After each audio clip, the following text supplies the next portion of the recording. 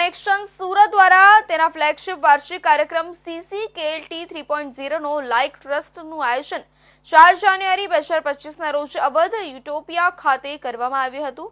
પ્રાયોજિત આ ઇવેન્ટની theme vision two valuation હતી, જેમાં શહેરના અગ્રણી ઇન્ડસ્ટ્રી લીડર્સ અને પ્રતિનિધિઓએ ઉત્સાહ સાથે ભાગ લીધો હતો। કોર્પોરેટ કનેક્શન ઇન્ડિયા શ્રીલંકા નેપાળના નેશનલ ડાયરેક્ટર ગૌરવ વીકે સિંઘવી દ્વારા આયોજિત આ ઇવેન્ટમાં વર્ષ 2030 સુધીમાં 50 IPO હાંસલ કરવા માટેની તૈયારી કરી ઉદ્યોગ સમુદાયને જરૂરી માર્ગદર્શન અને પ્રોત્સાહન આપવાના મહત્વાકાંક્ષી મિશન પર ભાર મૂકવામાં આવ્યો હતો।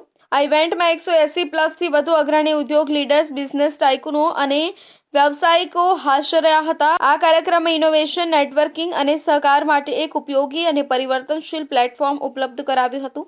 કાર્યક્રમની શરૂઆત એક ડાયનેમિક કીનોટ સેશન અને ફાયરસાઇડ ચેટ સાથે થઈ હતી, જેમાં પ્રખ્યાત વક્તાઓ તેમજ ગીતા મોદી દ્વારા સંચાલિત સૂચિ સેમિકોનના સ્થાપક અને CEO અશોક મહેતા અને ગૌરવ વીકે સિંઘવી દ્વારા સંચાલિત એથર ઇન્ડસ્ટ્રીઝ લિમિટેડના ડિરેક્ટર રોહન દેસાઈ, रितेश आर सराफ દ્વારા સંચાલિત કેપી ગ્રુપના ચેરમેન અને MD ડોક્ટર ફારૂકજી પટેલ અને સુજલ સરાવગી દ્વારા સંચાલિત અનુપમ રસાયણ ઇન્ડિયા લિમિટેડના CEO ગોપાલ અગ્રવાલ ઉપસ્થિત રહ્યા હતા।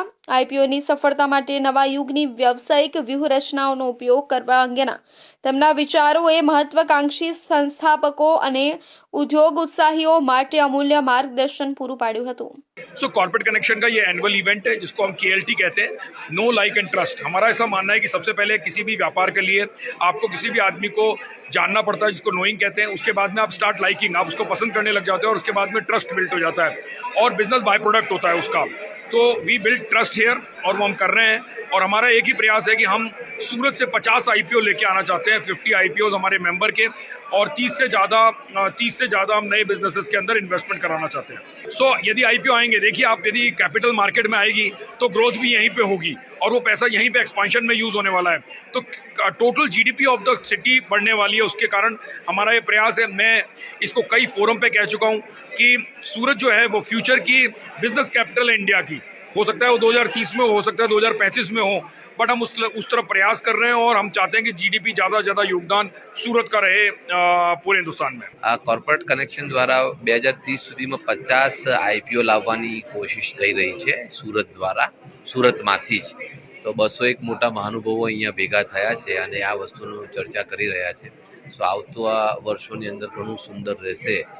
કોર્પોરેટ કનેક્શન દ્વારા જે ઇનિશિયેટિવ લેવામાં આવ્યો છે એના દ્વારા ઘણો બધો મોટો ફાયદો થશે સુરતને। મોટા ભાગના બિઝનેસમેનોને જ ફાયદો થશે કે કેવી રીતે IPO લવાય અને કેવી રીતે બધું મેનેજ થાય, એના માટેની આ ચર્ચાઓ થઈ રહી છે। It's very good initiative. Anupam Rasayan India લિમિટેડના CEO ગોપાલ અગ્રવાલે જણાવ્યું હતું કે સુરતની ભૂમિ ઉદ્યોગ સાહસિકોની ભૂમિ છે। કોર્પોરેટ કનેક્શન્સ સુરત દ્વારા આયોજિત આ કાર્યક્રમમાં આવીને મને IPO દ્વારા વિકાસની તકો અને વેલ્થ ક્રિએશન અંગેના મારા વિચારો રજૂ કરવાની તક મળી, જે માટે હું ખૂબ જ ગૌરવ અનુભવી રહ્યો છું।